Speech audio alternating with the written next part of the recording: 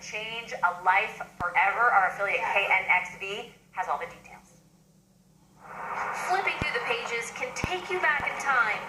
Those are memories for the rest of our high school year. But there is one snapshot that will haunt Hunter Osborn for the rest of his life. I was actually very surprised seeing him doing that. Hunter's number 42 on the Red Mountain High School football team. And he is a kind of a jokester kid. His friends just get him into things.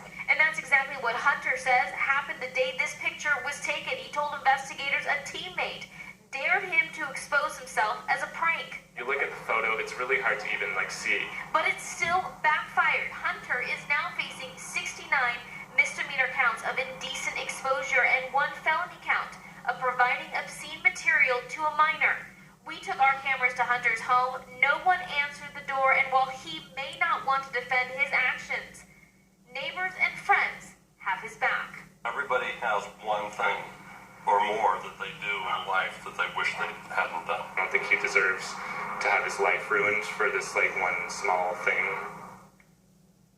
And Hunter Osborn has been released on bond in order to wear an ankle monitor. Meanwhile, 4,500 people have signed this change.org petition to, quote, free Hunter. Mesa Public School District tells our affiliate KNXV that they're investigating how the photo got in the yearbook in the first place and will figure out how to prevent this from happening. Again, they added that all the yearbooks have been recalled. Also, they're looking into other students who may have played a role in the prank. With me now, HLN legal analyst Joey Jackson.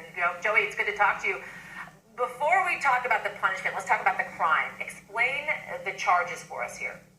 Well, even before explaining it, I think there's a problem with prosecuting it, and that is, as a former prosecutor, I was guided by 2 principles, Yasmin. Principle number 1, technically, because something could be prosecuted, should it be prosecuted? And number 2, should you not, as a prosecutor, use your discretion to get to that word that we've talked about a lot, Yasmin, and it's called justice. And so when you're looking at what these charges are, the kid is 19, it was a prank. And so when you're talking about indecent exposure, the issue is, were you indecently exposed? It appears that he was, but then were the people around you reasonably offended? And so were other football teammates, could they, provided they saw him, be reasonably offended?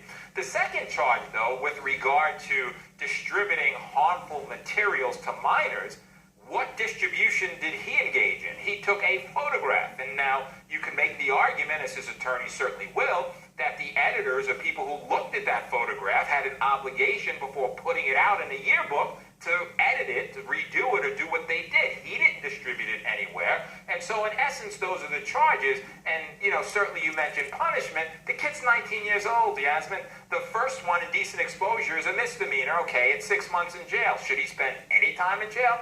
And for the felony, it's a class 4 felony, the distributing materials to minors, 2.5 years in jail for a prank? Really? Is this what we should be prosecuting? I think prosecutors really have to look at it, make sense of it, and do what they think is just right and proper. So in a nutshell, you think this is way too harsh. And on top of that, could he actually be placed on a national sex offender registry if this goes forward? I don't see that occurring.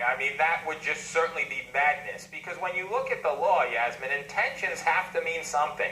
When you look at criminal law, you analyze a person's intent. What were you doing? Did you mean to do it? Were you negligent? Were you reckless? Were you careless? Were you just joking? And in this situation, he's an 18-year-old, now 19-year-old, who did something stupid because someone dared him to. And now prosecutors are going to A, prosecute, B, deem him to be a offense against humanity and put him on a registry. It's madness. We need to simmer down and look at whether or not this is the right thing to do. And lastly, Joey, the judge did appear to show some compassion. He did release him on bond. So, do you think the charges could be reduced at the end of the day? Or do you think maybe this is some message to send?